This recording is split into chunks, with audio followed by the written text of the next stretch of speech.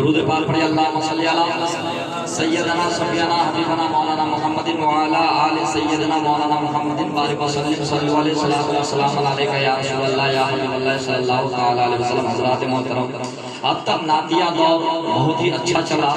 اور آپ لوگ جانتے ہیں کہ ہمارے گاؤں میں اور ہمارے مدرسے کے مدرسین سے لے کر گاؤں کے شورا تک اتنے ہونہار یہ لوگ ہیں کہ ان لوگوں کو اگر رات بھر پڑھوایا جائے تو آپ تھک جائیں گے، لیکن یہ لوگ نہیں تھکیں گے، اس لیے کہ اللہ رب العزت نے وہ طاقت ان سبوں کے آواز میں عنایت فرمائی ہے. حضرات محترم، وقت بہت شارٹ ہے، میں دو چار مسئلہ مسائل کو آپ کے سامنے بیان کر کے رخصت ہو جاؤں گا. آئیے، شاعر کہتے ہیں گنبد خضرا کے دامن کی ہوا مانگی ہے، بولیے سبحان اللہ. گنبد خضرا کے دامن کی ہوا مانگی ہے، ہم نے مدینے میں مرنے کی دعا مانگی ہے. ابھی مدینہ طیبہ کو ہمارے گاؤں کے جناب نصر الدین عرف گونگھوا ماما یہ ایک ہفتہ پہلے عمرہ کے لیے تشریف لے گئے ہیں، اور کل ان سے میری بات ہوئی. دیکھیے ان کی خوش مزاجی دیکھیے کہ وہاں پہنچ کر کے وہ ہم لوگوں کو فون کر رہے ہیں کہ ہم مکہ شریف میں ہیں، ان جگہوں کا ہم طواف کر رہے ہیں، ان جگہوں پہ ہم ان جگہوں پہ ہم جو ہے جا رہے ہیں، ان جگہوں کا ہم اپنے ماتھے کے آگے سے دیدار کر رہے ہیں. وہ کہیں ویڈیو کالنگ لگا کر کے، کہیں فون پہ بات کر کے، یہ ان کی محبت ہے. اور میں نے کہا کہ پورے گاؤں کے حق میں آپ دعا فرما دیجیے گا. انہوں نے کہا کہ میں پورے گاؤں کے لیے دعا کر رہا ہوں کہ گاؤں کا ایک ایک فرد یہاں آ کر کے پہنچے. سبحان اللہ.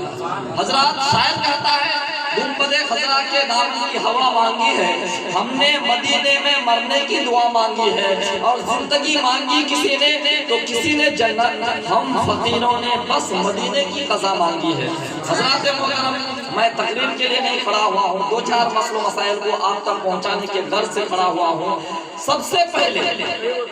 ہم میلادوں میں جائیں، مسجدوں میں جائیں،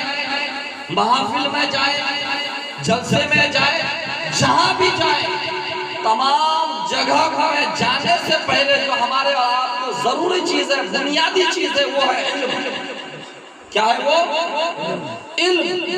میری ملت کے نوجوانوں، ضرورت ہے علم کی، ضرورت ہے پڑھائی کی. آج آپ کے بیچ میں، آپ کے گاؤں میں ایک مدرسہ جو دارالعلوم کی شکل میں چل رہا ہے، اور وہ دارالعلوم کی شکل ایسے ہی شکل نہیں دے دی گئی ہے، بلکہ اس میں کہیں مریا سے بھی بچے پڑھنے آئے ہیں، کہیں وہاں سیتا جاڑی سے بھی بچے پڑھنے آئے ہیں، وہاں سلگوڑی سے بھی بچے پڑھنے آئے ہیں، آپ کے گاؤں کے بھی بچے پڑھنے آئے ہیں، آگے رسیا کے بھی بچے پڑھنے آئے ہیں. اور یہ جب بچہ جب آپ کے مدرسے سے بنیادی تعلیم کو حاصل کر کے جب اونچائی کے منزل پہ پہنچے گا، تو یہی بچہ کہیں قرآن کی تعلیم دیتا ہوا نظر آئے گا، کہیں لوگوں کو مسئلہ سمجھاتا ہوا نظر آئے گا، کہیں گاتے پڑھتا ہوا نظر آئے گا، کہیں لوگوں کو پاکی کے بارے میں بتاتا ہوا نظر آئے گا، کہیں ناپاکی کے بارے میں بتاتا ہوا نظر آئے گا. کل ملا کر کے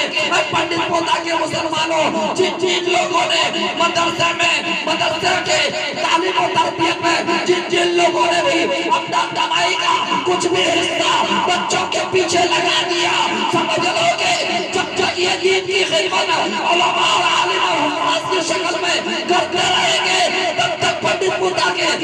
ایک مسلمان کو ان کے بتانے کا ثواب ملتا رہے گا. جب ہم اپنے گاؤں کے مدرسے میں پڑھتے تھے، ہمارے مولانا سعید صاحب پڑھتے تھے، ہمارے مولانا ثناء اللہ صاحب جو اتنے بڑے قابل عالم آپ کے سامنے آج بیٹھتے ہوئے نظر آئے، کہاں سے؟ یہ آپ کے گاؤں کا مدرسہ ہی ہے. اس مدرسے کو تو بہت آگے نکل جانا چاہیے، اس مدرسے کو تو بہت ترقی پا جانا چاہیے، اس مدرسے سے ایک بڑے عالم کو نکلنا چاہیے، ایک سے ایک بڑے حفاظ کو نکلنا چاہیے. لیکن کچھ خامیاں تھی، کچھ گڑبڑیاں تھی، کچھ پریشانیاں تھی، جس کی وجہ سے مدرسہ اتنی ترقی کے منزل کو نہیں پہنچ سکا. لیکن جتنا پہنچا، اس کے بعد اللہ رب العزت نے گاؤں کے لوگوں کے دل میں ایک توفیق ڈالی کہ اے پنڈت پوتا والوں، کہاں سوئے ہو؟ ہمارا مدرسہ تو ایسا ہونا چاہیے جہاں سے بڑھیا حافظ بھی نکلنا چاہیے اور بڑھیا عالم بھی نکلنا چاہیے. تب جا کر کے بڑی شدت و محنت کے بعد مدرسے کے کمیٹی چینج ہوئی، اور کمیٹی چینج ہونے کے بعد سب سے پہلے مدرسے کے کمیٹی نے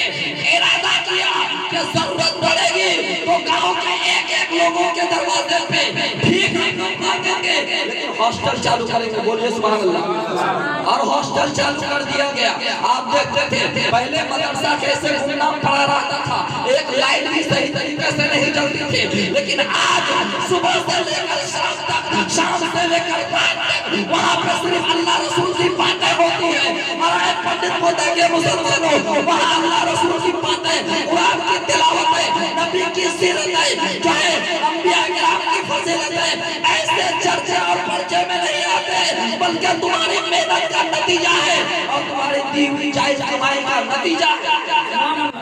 آج اگر پنڈت مودا کا مسلمان، آج اگر پنڈت مودا کا نوجوان مدرسے کو چندہ نہ دے، آج اگر پنڈت مودا کا مسلمان اپنے قربانی کا چندہ نہ دے، آج اگر پنڈت مودا کا مسلمان اپنے زکات و فطرات کو نہ دے، آج اگر پنڈت مودا کا مسلمان اپنے جو ہے دینی، اپنے جو ہے جائز کمائی کا کچھ حصہ مدرسے کے نام نہ کرے، تو کیا یہ مدرسہ چلے گا؟ نہیں چلے گا۔ آج تک جو مدرسہ اتنا ترقی کیا ہے، پنڈت مودا والوں کے پیسے سے ہی ترقی کیا ہے۔ میری ملت کے نوجوانوں، میں آپ سے گزارش کروں گا کہ آپ کا مدرسہ، آپ کو اگر توفیق ہو مغرب کے بعد جا کر کے دیکھیے، ہمارے استادان کرام اس مرتبہ ہمارے مدرسے کے مدرسین اتنی محنت میں لگے ہیں، میں تعریف نہیں کر رہا ہوں ان لوگوں کی،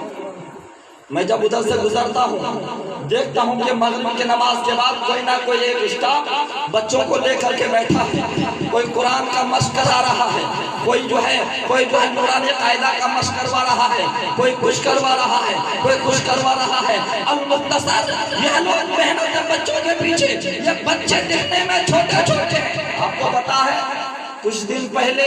زیرو پانی کے گاؤں سے ایک چھوٹا سا گاؤں ہے، مٹھی بھر گاؤں ہے، اس مٹھی بھر گاؤں سے ذوالفقار نام کا پنڈال والا آدمی، اس کا بیٹا نیٹ کے ایگزام میں پاس کیا،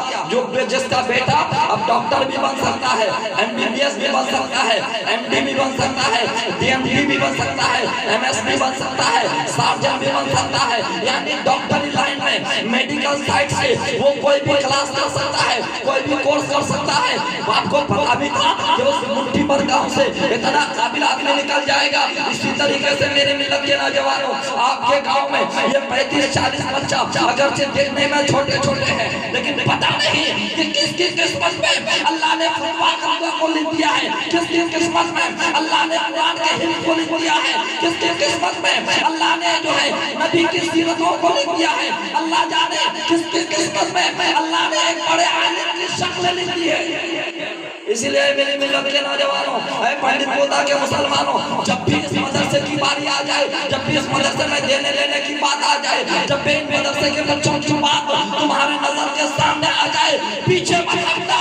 ایک دن ضرورت پڑے تو مہینے میں بھوکے رہ لینا، ضرورت پڑے تو مہینے میں ایک بار گوشت خرید کے نہ کھانا، لیکن 1 کلو گوشت کا پیسہ مدرسے میں ضرور پہنچا دینا۔ بہت آپ کو ہم جو ہے دعائیں لینے کی کوشش کرتے ہیں، بہت اپنے مرحومین کو ثواب پہنچانے کی کوشش کرتے ہیں، بہت اپنے گنہگار مرحومین ماں باپ کو جنت میں پہنچانے کی کوشش کرتے ہیں۔ اگر واقعی میں آپ کو جو ہے اپنے گنہگار ماں باپ کو بخشوانا ہے رب سے، اگر آپ کو اپنے گھر میں خیر و برکت چاہیے تو اور کوئی راستہ نہ ڈھونڈنا، بلکہ سوچنا 1 کلو گوشت ہم نے اپنے گھر کے لیے لیا ہے، یہ 1 کلو کو گوشت مدرسے کے ناظرین سے بھی دے دیا جائے، کیونکہ وہ مدرسہ کا بچہ کوئی غریب کا بچہ ہے، کوئی یتیم کا بچہ ہے، کوئی مسکین کا بچہ ہے، جو ہے کوئی تیمارداری والوں کا بچہ ہے۔ میری ملت کے نوجوانوں، جب آپ کا 1 کلو گوشت مدرسے میں پہنچے گا تو آپ کا جو ہے جب یہ 1 کلو گوشت مدرسے میں پہنچے گا تو پتہ ہے جب یہ 1 کلو گوشت مدرسے کے بچے کے جو ہے پیٹ میں جائے گا تو دعا کرنے کی ضرورت نہیں، اس کا پیٹ میں جانا اور آپ کے گنہگار مرحومین کی بخشش ہو جائے۔ اسی لئے میرے دوستو، یہ مدرسہ آج جو آپ کے سامنے ہے، آج جو یہ مدرسہ آپ کے سامنے ہے، آج جو یہ مدرسہ آپ کے سامنے ہے بہت ہی ترقی کی منزل پہ جو ہے آگے نکل رہا ہے۔ آپ مغرب کے بعد جب مغرب کے بعد آپ مدرسے کی طرف نظر اٹھا کر کے دیکھیے، مدرسے میں ایک چہل پہل نظر آتا ہے، مدرسے میں اللہ رسول کی باتیں ہو رہی ہے۔ اے میرے مسلمان بھائی، ہم بہت غریب ہیں، ہم اے میرے مسلمان بھائی، ہم بڑے گنہگار ہیں، بڑے سیاہکار ہیں، صبح سے لے کر شام تک آپ کا اور ہمارا گناہوں کے دلدل میں پھنسے رہتے ہیں، لیکن نہ جانے کون سا ادا، کون سا خرچہ اللہ کے بارگاہ میں پسند آ جائے، کون سا اللہ کے بارگاہ میں قبول ہو جائے، جو آپ کی بھی بخشش کا ذریعہ بن جائے اور آپ کے مرحومین کے بھی بخشش کا ذریعہ بن جائے۔